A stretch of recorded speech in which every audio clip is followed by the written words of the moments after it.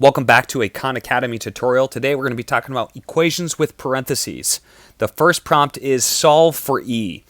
7 times parentheses 2e minus 1 minus 3 equals 6 plus 6e. Lots of different options here. Well, first you should recognize that, number one, of course we have parentheses, but we also have variables on both sides of the equation. So what do we do here? In an earlier video, I told you that one of the methods you can use is you can divide by 7 here to both sides. This becomes complicated though because we'd have to divide by 7 to each one of these terms, and then we have fractions, which we really don't want. So in this case, we're going to have to distribute that 7 first just so we can avoid some of these nasty fractions. Usually fractions are our friends, but in this case, it's not going to be very convenient. Okay, so we're going to distribute this first just so we can get a better look at it. Again, we want to, our first objective is get the variables all on the same side. So get variables all on same side. And I know you guys are taking down these notes, of course. You got that notebook right next to you. 4e minus 7, that gets rid of the parentheses. Then we have minus 3 equals 6 plus 6e. What do we do from here? Well, we recognize that we can combine these terms on this left side. Nothing to combine over here. We're going to leave those guys alone. Let me erase that. Move on to the next step. 14e is not like terms with minus 10, negative 7, negative 3, negative 10 equals 6 plus 6e. Now, what do we do from here? This is where we get the variables on the same side. We want to move the variables over. And I always like to move the smaller variable. Well, the smaller coefficient, I should say. The variable is the same, the coefficients are different. So if you look here, we have 6e and 14e. Obviously, the 6e is smaller, so I'm going to subtract 6e, do the opposite operation, and I get 8e minus 10 equals 6. Now we're to the familiar two-step equation. I add 10 to both sides to undo this, and I get 8e equals 16. Divide by 8 to undo the multiply by 8, and I get e equals 2. Bada bing, bada boom, 2. There we go. Moving on to the next one.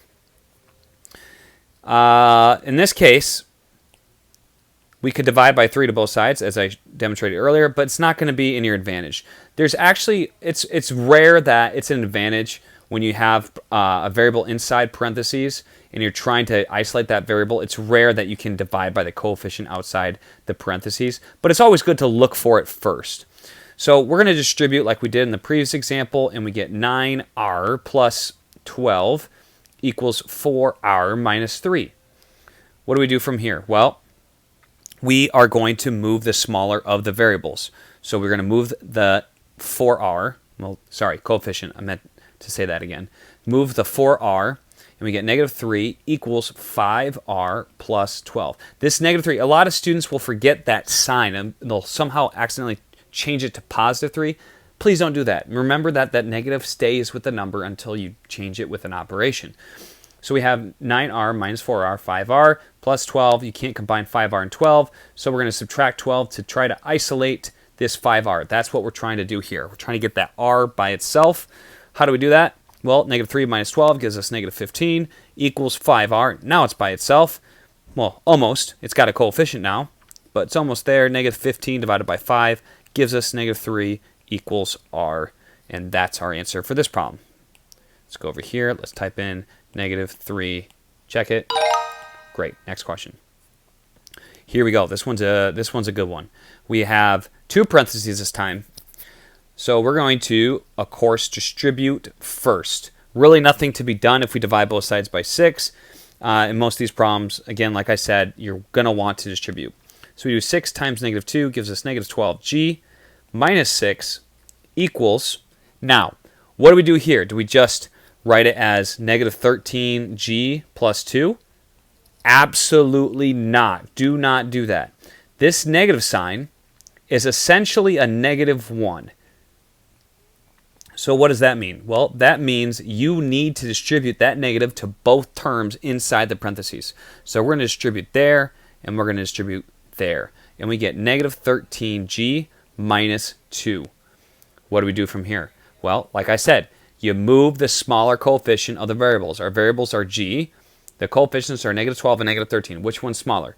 Do not say negative 12 is smaller. It's technically bigger. Look at our number line here.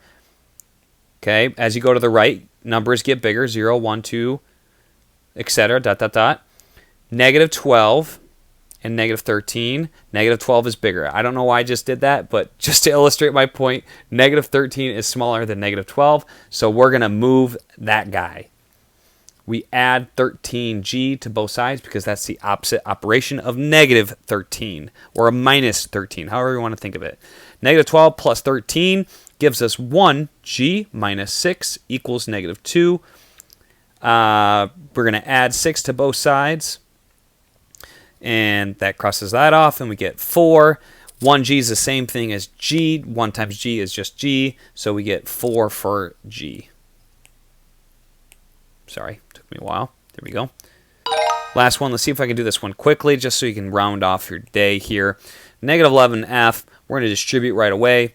We're going to get 7, and then we're going to get plus 14. Oops, that's a minus 14, isn't it? Got to be careful with your signs. Minus 14f. Plus 5. Then we have a negative 11f equals, well, check this out. We have like terms here, so that gives us 12 minus 14f. What are you going to do? We're going to move the smallest variable over since there's variables on both sides. That becomes 3f equals 12. We divide by 3, and we get f equals 4. And there you have it. If you followed this tutorial, hopefully you will find the same result after you hit submit, and I hope you have a wonderful rest of your day, evening, morning, night, whenever you're watching this. See you later.